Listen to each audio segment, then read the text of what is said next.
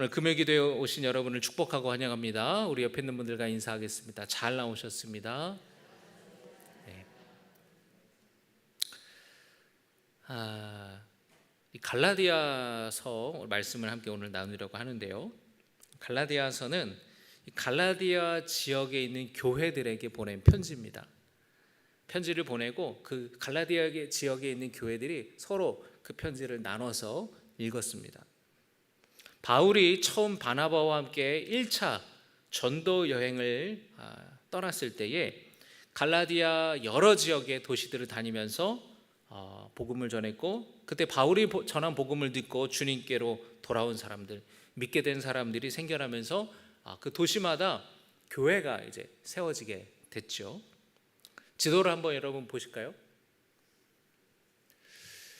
지도를 보시면은, 지도 없나요?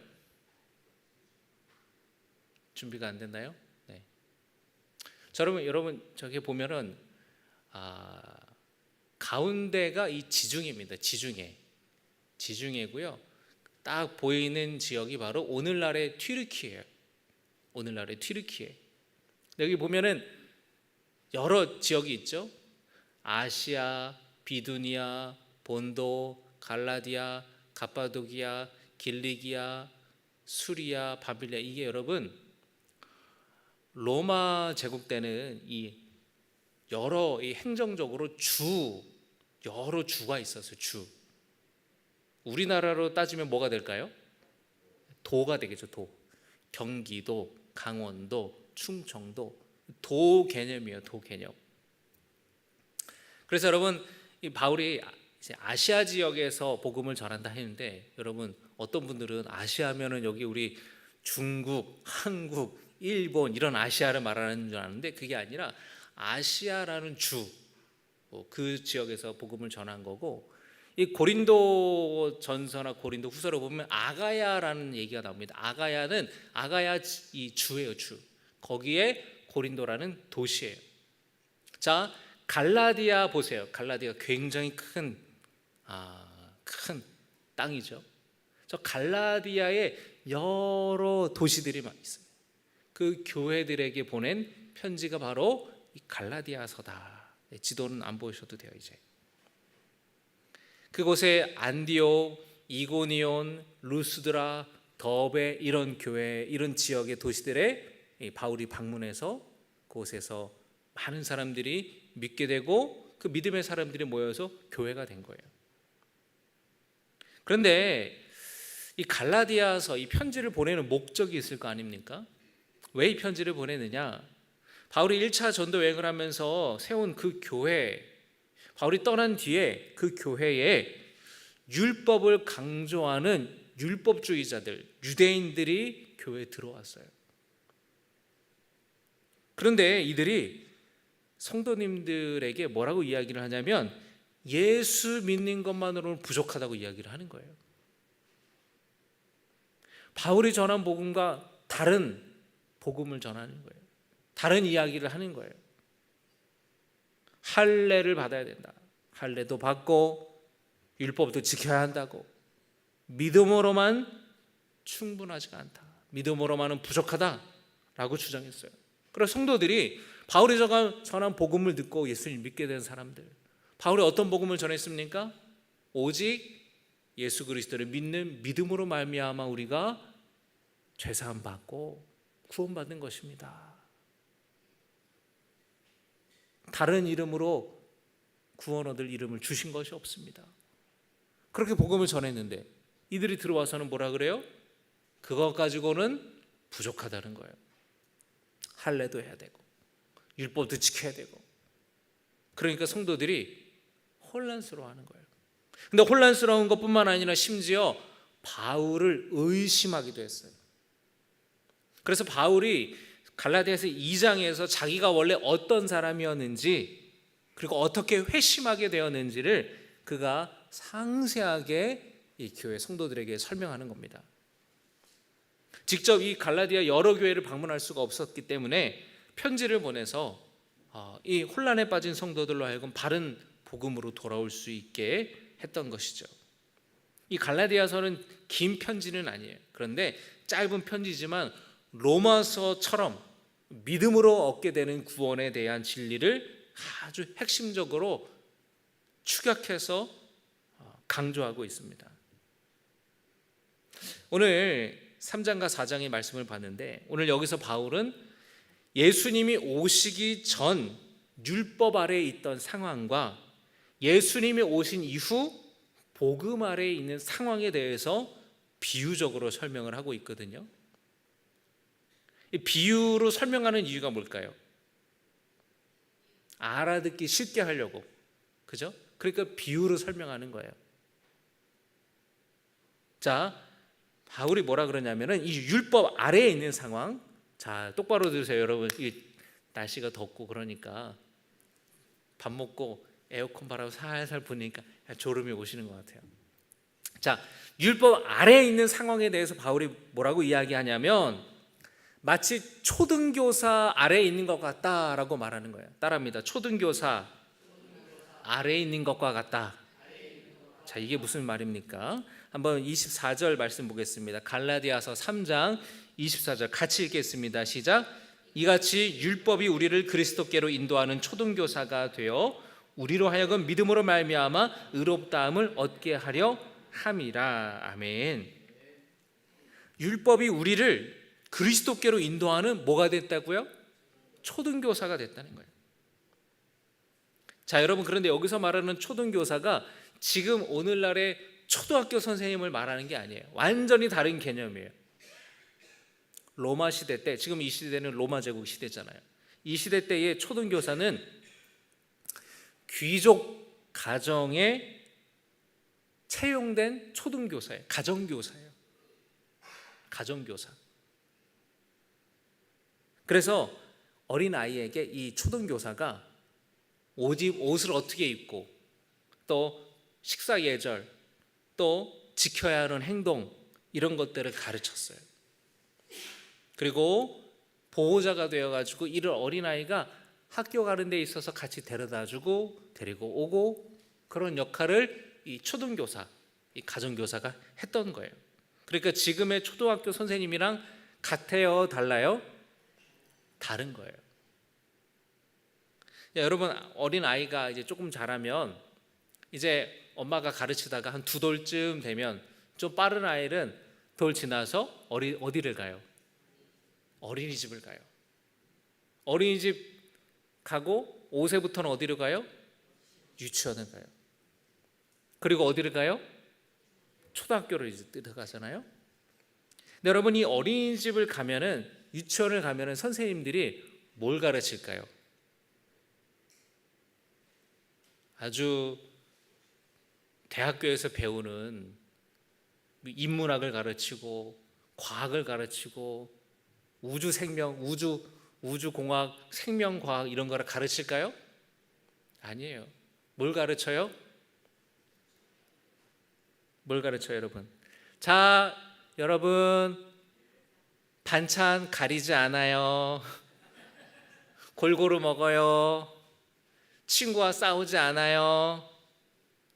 장난감 제자리에 갖다 놔요. 이런 거 배우는 거예요. 그렇죠? 흙 먹지 않아요. 그리고 화장실, 선생님 쉬 마려워요, 선생님 똥 마려워요, 그러면은 데리고 가가지고 쉬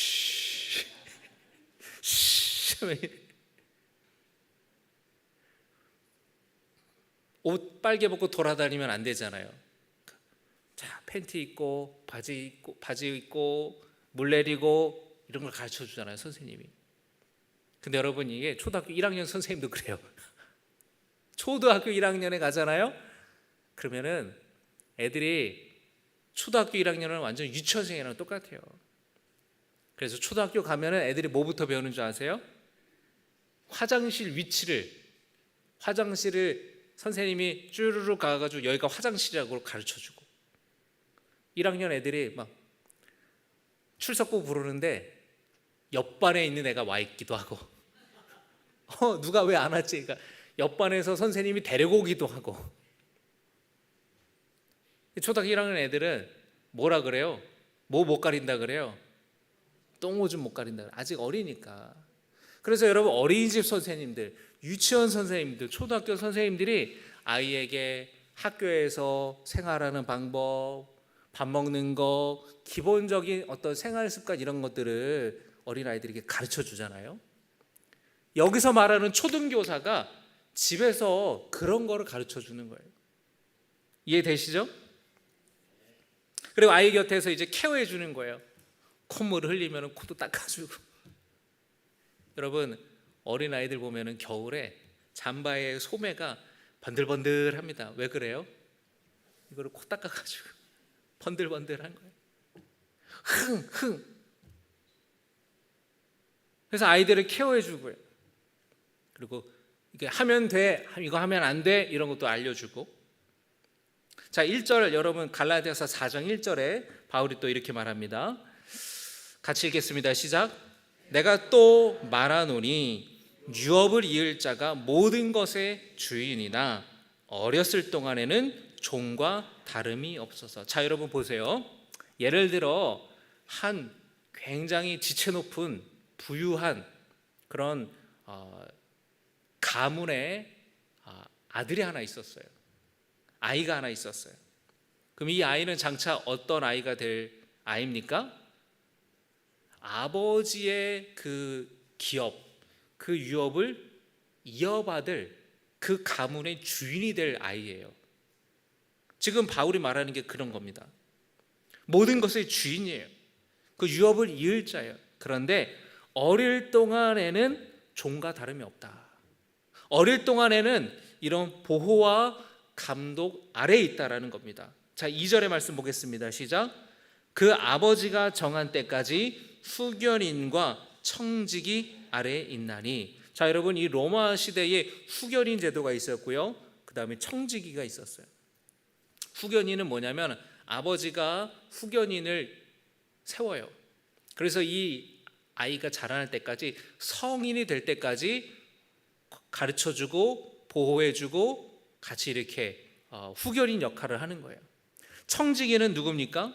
청지기는 주인의 신뢰를 받아가지고 그 집의 재산이나 종들을 관리하면서 여러 가지 일을 맡은 그 종을 청지기라고 해요. 그 청지기 아래에 있다는 거예요. 그래서 이 어린 주인은 사실 그 모든 것의 주인이죠. 모든 재산, 종들의 주인이고, 그런데 자기 마음대로 할 수 있는 것이 아니라 이런 후견인과 청지기 아래에서 교육받고 관리, 감독을 받는다라는 거예요. 바울은 이처럼 우리도 이 세상에 초등학문 아래에 있어서 종노릇하였다라고 말씀합니다. 3절입니다. 같이 읽겠습니다. 시작. 이와 같이 우리도 어렸을 때에 이 세상의 초등학문 아래에 있어서 종노릇하였더니. 그래서 바울이 말하는 건 뭐냐면 우리가 율법 아래에 있는 상황은 어떤 것이냐면은 이런 초등교사 밑에 있는 상황, 또는 후견인이나 청지기 아래에 보호받고 관리 감독받는 그런 상황이었다라는 거예요. 그런데 여러분 공통점이 있습니다. 초등교사나 청지기나 또 후견인의 공통점이 뭐냐면 그들의 역할의 끝이 있다는 거예요. 언제 이들의 역할이 끝날까요? 이 아이가 자라나서 성인이 될 때, 그때까지만 이들의 역할은 유효한 거예요. 성인이 되면 이들의 역할이 필요해요? 안 필요해요? 안 필요해요. 여러분 우리나라도 보면은 어린 아이들이 잘못을 저질러도 어른처럼 처벌받지는 않아요. 근데 여러분 어른이 되면은 자기가 처벌받습니다. 그리고 처벌이 그 죄 법의 무게가 무거워요. 왜 그러죠? 성년이 됐다는 거는 이제는 자기 인생을, 자기 행동에 대해서 자기가 책임질 나이가 됐다는 거잖아요. 여러분이 초등교사 또 후견인, 청지기는 미성년자일 때 그 역할을 하는 거예요. 어린이 되면 이제 더 이상 역할을 안 해요. 아이가 되면 그들의 역할은 끝납니다. 자, 율법의 역할이 바로 그렇다라는 거예요. 지금 예수님이 오시기 전까지 주인이 정한 때까지, 하나님이 정한 때까지 사람들은 초등교사 아래에, 율법 아래에 있었어요. 그런데 이제 정한 때가 되어서 예수님이 오셨어요. 그래서 이제 더 이상 초등교사와 후견인과 청지기는 더 이상 필요 없게 된 거예요. 그들의 지시와 관리 감독을 받는 종과 같은 삶이 이제는 끝났다는 거예요. 이제는 초등교사와 후견인이나 청지기로부터 이제 자유예요. 그 아들은 유업을 받을 자예요. 7절에 이렇게 말씀합니다. 갈라디아서 4장 7절입니다. 같이 읽겠습니다. 시작. 아들이면 하나님으로 말미암아 유업을 받을 자니라. 할렐루야. 자, 여러분 이제 이해가 되시죠? 그래서 바울이 쉽게 이해시키려고 갈라디아 교회 성도들이 지금 율법에 대해서 혼란스러워하니까 쉽게 이해시키려고 이렇게 지금 설명을 하는 거예요. 그 다음에 바울이 또 어떤 비유를 들어서 설명을 하냐면, 아브라함의 여종 하갈과 아브라함의 정식 부인인 사라를 통해서 낳은 그 아들들에 대해서 비유적으로 이야기를 합니다. 자, 여러분, 하나님께서 아브라함을 부르셨어요. 그리고 하나님께서 아브라함에게 약속하셨습니다. 뭘 약속하셨어요? 너를 통해 큰 민족을 내가 만들겠다. 하늘의 별과 바다의 모래알과 같은 많은 자손을 주겠다. 큰 민족을 이루게 하겠다. 주님이 약속하셨잖아요. 그런데 하나님께서 그 약속을 하신 지 이미 10여 년이 지났어요. 그런데 점점 아브라함이 나이가 먹어가는데 이 가정이 불임부부예요. 자식이 안 생기는 거예요. 조급해졌습니다. 그래서 아브라함과 사라가 조급해진 마음에 어떻게 했습니까? 이 사라 부인 사라에게 여종이 있었어요. 하갈이라는 이름의 여종이 있었는데 그 여종을 통해서 아이를 낳습니다. 그러니까 쉽게 말하면은 대리모를 쓴 거예요. 대리모. 옛날에도 여러분 우리 보면은 장남 집에 자식이 없어요. 그러면은 차남 자식을 장남에게 호적을 옮기기도 하고, 또는 대리모를 통해서 아이를 갖기도 하고, 그 가문을 이어받으려고 우리나라도 그러잖아요. 자, 아브라함과 사라 사이에 자식이 없으니까 마음이 조급해지는 거예요. 안 되겠다. 그래서 인간적인 방법으로 여종 하갈을 통해서 아들을 낳은 겁니다. 그 아들의 이름이 뭡니까? 이스마엘이에요. 이스마엘. 이 바울은 하갈에 대해서 신의 산에 비유하여 말해요. 신의 산이 뭡니까? 뭘 상징해요? 십계명을 받은 것을 상징하죠. 율법을 받은 것을 상징해요. 그러니까 하갈을 통해서 이스마엘을 낳은 거는 인간적인 노력과 의지로 자식을 낳은 거라는 거예요. 율법 아래에 있는 것은 여종 하갈을 통해서 인간의 의지로, 인간의 노력으로 이스마엘을 낳은 것과 같다라고 바울이 설명하는 거예요. 그리고 결과적으로 여러분, 하갈이 여종이잖아요. 그러니까 그 자식은 종의 자녀라는 거예요. 그런데 이후에 하나님께서 다시 한번 아브라함과 사라에게 말씀하셨고, 그 애들에게 아들을 낳을 거라고 말씀하셨고, 말씀하신 대로 아브라함과 사라 사이에 아들이 생깁니다. 그렇게 낳은 아들이 이삭이죠. 하갈을 통해 아들을 낳은 것은 인간의 노력과 인간의 의지로 낳은 건데, 사라를 통해서 아들을 낳은 것은 하나님의 은혜였다라는 거예요. 하나님의 선물이었다라는 거예요. 그래서 우리는 여종의 자녀가 아니라 자유 있는 여자 사라, 자유 있는 여자의 자녀다라고 바울은 말씀합니다. 갈라디아서 4장 31절에 제가 읽어드리겠습니다. 그러즉 형제들아, 우리는 여종의 자녀가 아니요 자유 있는 여자의 자녀니라. 자, 여러분, 이 비유가 설명이 쉬워요, 어려워요? 쉬워요. 참 쉽잖아요. 그러면서 바울이 이 율법주의자들에 대해서 정면으로 그들의 주장을 반박하는 겁니다. 그들은 뭐라 그러냐면은 아브라함의 자손이 되려면 할례를 해야 된다. 율법을 지켜야 된다. 아브라함의 자손이라면 그렇게 하는 게 마땅하다라고 주장해요. 그런데 바울은 거꾸로 말하는 겁니다. 율법을 지키는 자가 아브라함의 자손이 되는 것이 아니라 오히려 종의 자녀가 되는 거라는 거예요. 믿음 아래에 있는 자녀가 아브라함의 자녀가 된다라는 겁니다. 할례를 행하고 율법을 지키는 그런 인간적인 행위, 그런 의지, 노력으로 살아가는 것은 인간적인 노력과 의지로 이스마엘을 낳은 것과 똑같으라는 거예요. 인간적인 방법으로 아들을 낳으려는 시도, 그거라는 거예요.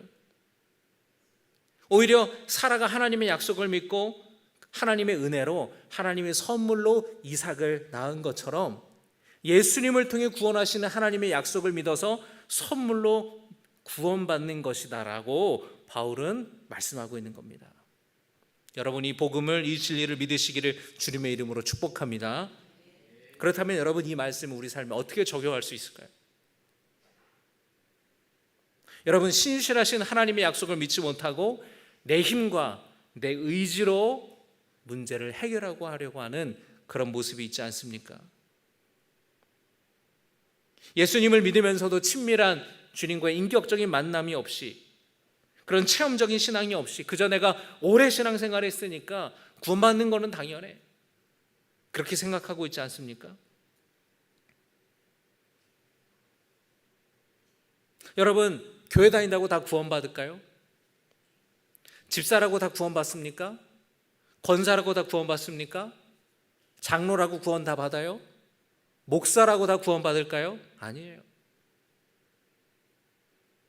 신앙의 연수를 우리는 어느샌가 그걸 자랑하고, 내가 그래도 20년, 30년 다녔으니까 당연히 내가 구원받겠지. 정말 우리가 그런가? 내 신앙이 어느새 형식적인 신앙이 되어버린 것은 아닌가? 여러분, 이 유대 율법주의자들을, 유대 종교 지도자들의 모습을 보십시오.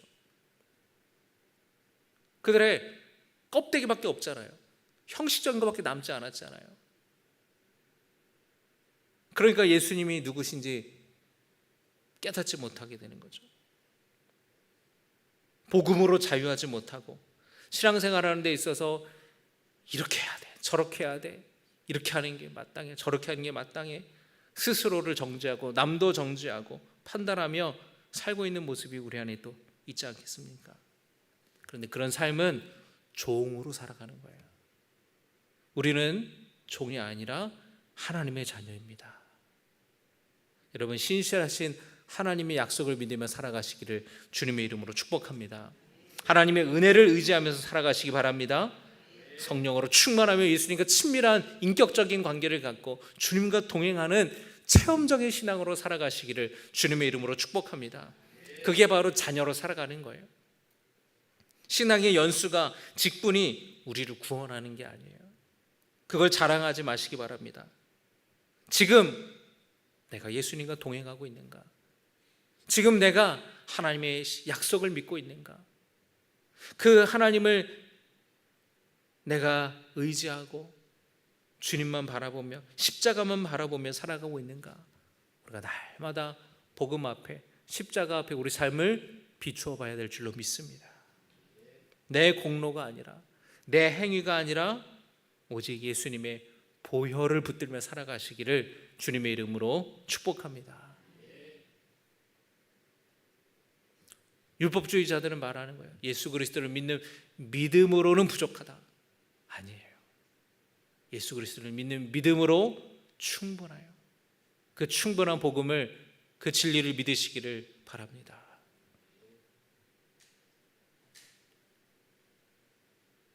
(16세기에) 마틴 루터가 종교 개혁을 일으켰어요. 이 마틴 루터가 굉장히 죄에 대해서 예민한 사람이었어요. 그는 어거스틴 수도에 수사였는데 고해성사를 실컷 합니다. 막 고해성사를 해요. 이것도 죄를 졌고 저것도 죄를 졌고 마음으로 지은 죄, 행동으로 지은 죄, 알게 모르게 지은 죄 다 고해성사를 해서 뒤돌아오면은 또 죄 지은 게 또 생각나가지고 다시 문을 두드리고 또 고해성사를 하고 자기 몸을 혹독하게 자기의 몸을 고행을 했어요. 그런데도 자기 안에 있는 죄인이라는 그 어마어마한 부담감에 압박감에 짓눌려 살았어요. 그러니까 로마로 성지순례를 갔다 와도 아무 소용이 없습니다. 그런데 그가 신학교 교수로 발령이 났어요. 거기서 성경을 읽는데 그 성경에서 진리를 발견하게 된 거예요. 의인은 믿음으로 말미암아 의롭게 되는 것이구나. 내가 어떤 고행을 하고 어떤 행위를 하고 그런 인간적인 노력으로 구원받는 것이 아니구나. 당시 중세 교회에서 성지순례 오는 사람한테 자, 이게 바로 예수 그리스도를 못 박은 그 못이라고. 못, 예수님의 십자가에 못 박은 못이라고. 그러면 여러분 못이 몇 개 안 될 거 아니에요? 가면 수천 개야, 수천 개. 그 비싼 돈 주고 사면은 죄가 사함 받는다고. 면죄부를 만들어서 자, 여러분 단돈 5만 원이면 더 이상 회개하지 않아도 된다고. 여러분 단돈 30만 원이면 돌아가신 여러분의 형제자매도 돌아가신 남편도 아내도 부모도 지옥에서 화살처럼 천국에 올라갈 거라고. 그 면죄부 앞에 사람들이 막 줄을 서잖아요. 마틴 루터가 야, 이게 뭐야, 성경 어디에도 이런 얘기는 없는데. 그래서 비판하는 그런 글을 올리게 되고 그걸 본 많은 사람들이 거기에 공감하고 맞다고, 이거는 뭔가 잘못됐다고 그렇게 하면서 종교의 개혁이 일어나지 않았습니까? 그러니까 그 중세 시대에는 그렇게 믿음으로 구원받는 것이 아니라 뭔가 행위로, 뭔가 공로로 구원받는다라는 사상이 너무나도 많았다라는 거예요. 다시 성경으로 돌아가자. 오직 성경, 오직 믿음, 오직 은혜,